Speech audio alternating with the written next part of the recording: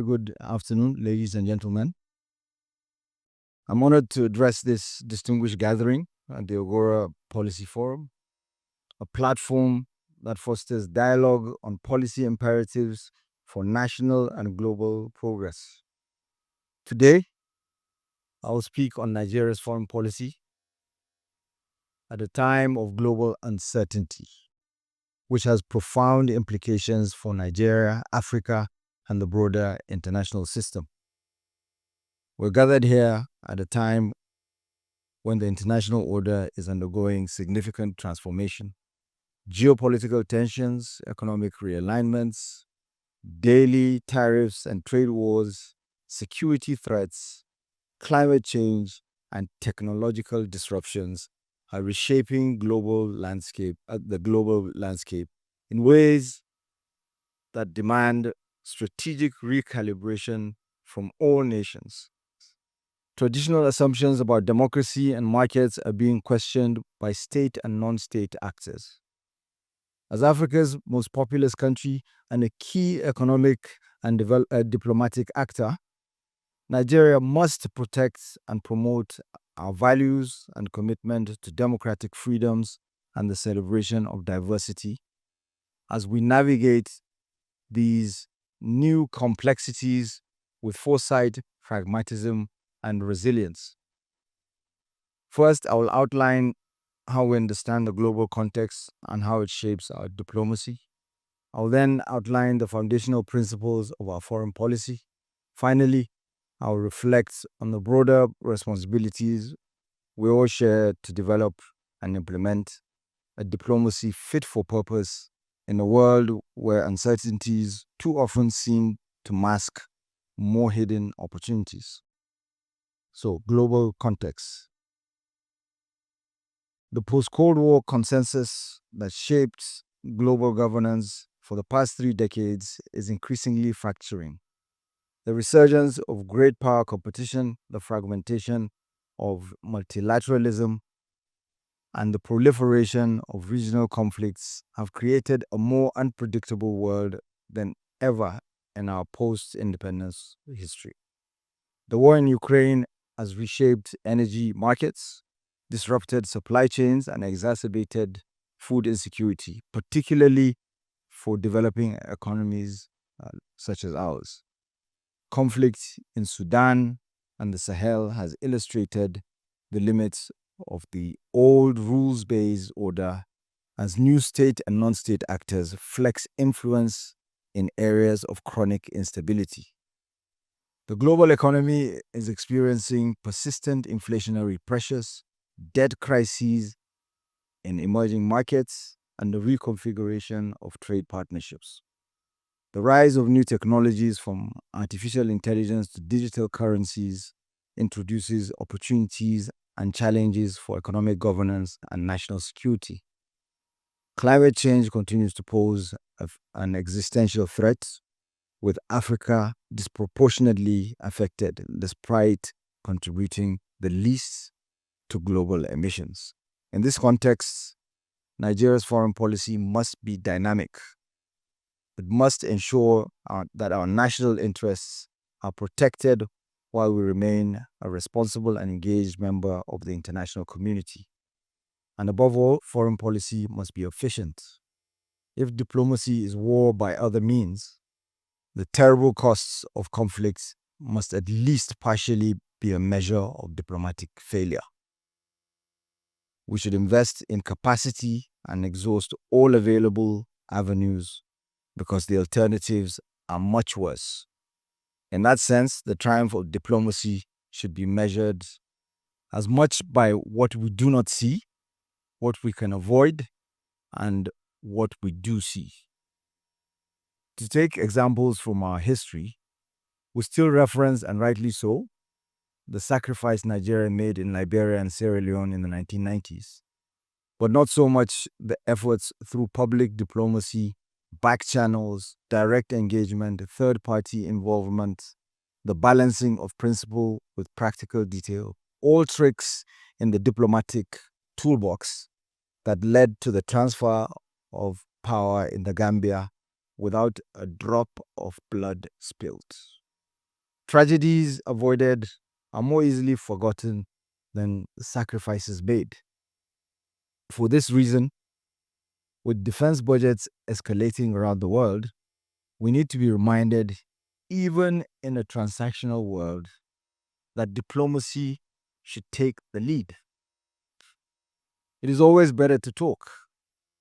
We do not always deliver perfect outcomes, especially where those areas of common interest and good faith are narrow, where one side may face particular local pressures that trump what partnership might deliver.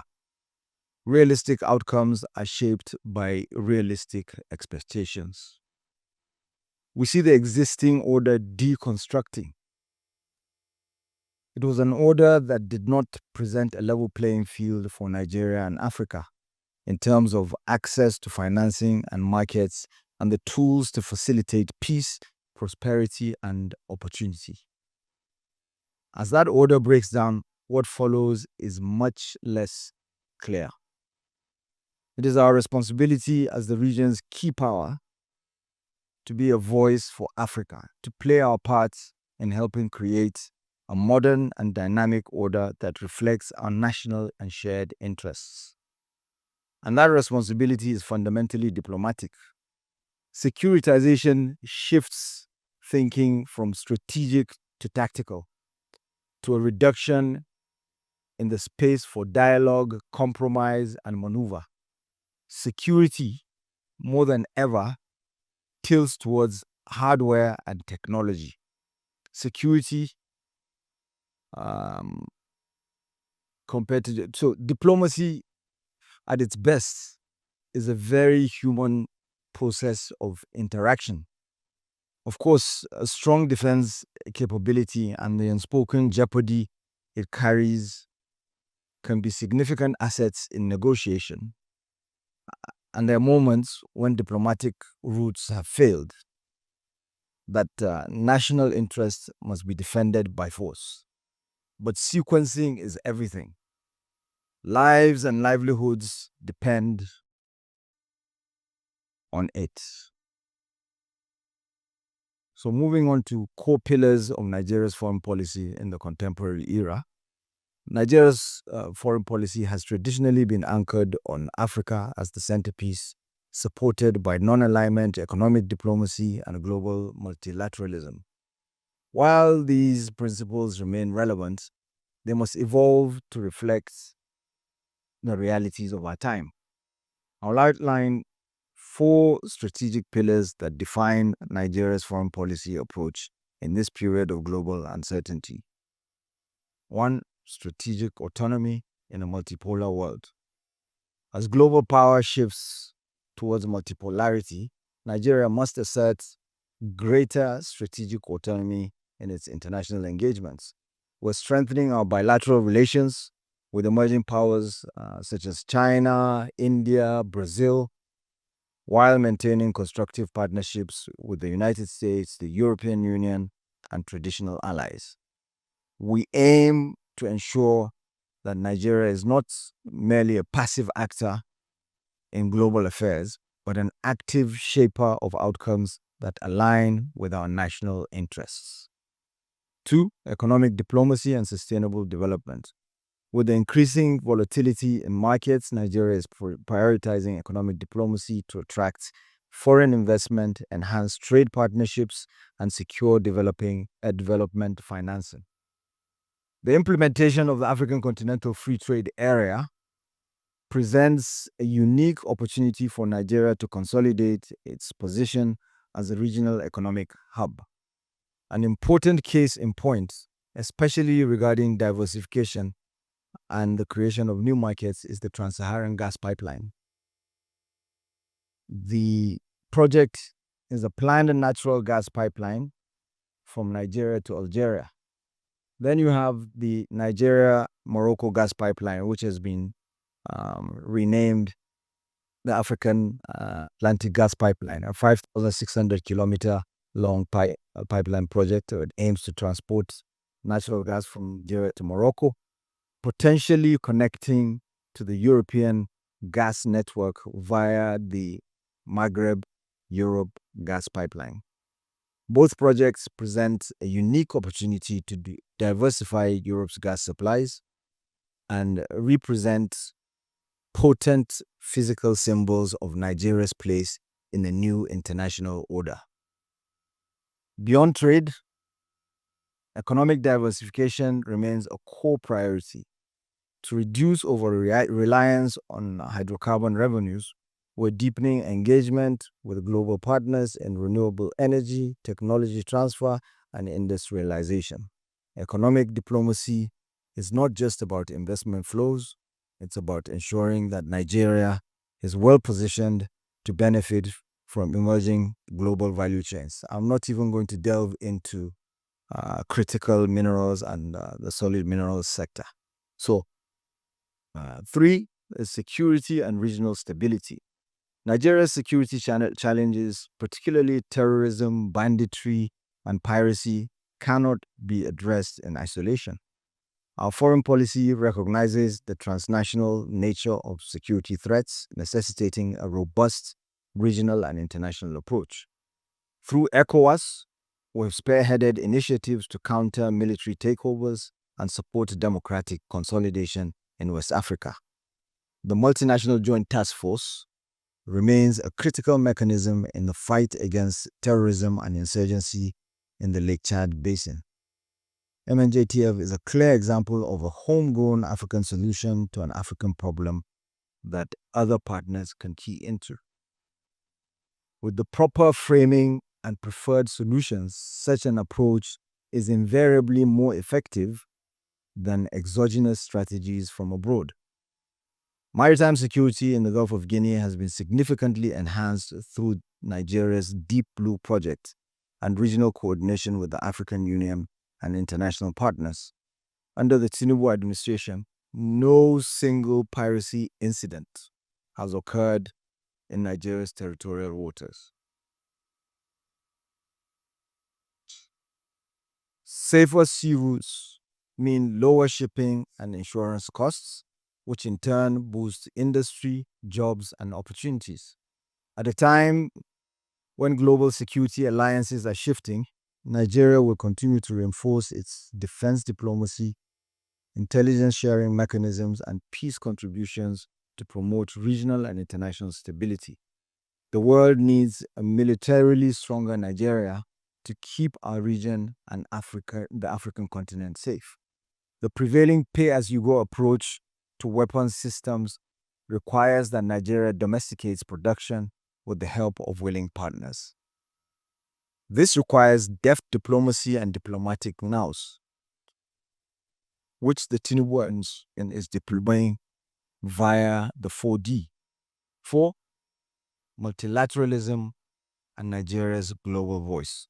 In an era of straining multilateralism, Nigeria remains committed to strengthening global institutions to ensure they are more inclusive and responsive to the needs of developing countries. Nigeria continues to advocate for UN Security Council reform, calling for permanent African representation to reflect contemporary global realities. Our participation in forums such as the G77, BRICS Plus, and the Commonwealth ensures that we champion the interests of the global South in trade, climate negotiations, and financial negotiations. Climate diplomacy is a key priority as Nigeria pushes for a just transition that secures climate financing for African nations and promotes green industrialization. Multilateral engagement is not merely about diplomacy, it is about leveraging collective action to address challenges that no country can tackle, from pandemics to cyber threats. So, Nigeria's foreign policy and the role of thought leadership. A nation's foreign policy is only as firm as the intellectual and strategic framework that underpins it. This is why fora such as the Agora Policy Roundtable are invaluable. Policymakers, scholars, and industry leaders must collaborate to provide thought leadership that informs our diplomatic choices. Nigeria must remain proactive, adaptive, and innovative in its foreign engagements as it navigates global uncertainty. Evidence-based policymaking, a long-term vision, and a commitment to national and continental advancement must underpin our strategy. In conclusion, distinguished guests, Nigeria's foreign policy during a time of global uncertainty is not merely about responding to external pressures, but also about shaping our destiny within the international order. It is about ensuring that our economy is resilient, our security is safeguarded, voice is amplified in global decision making.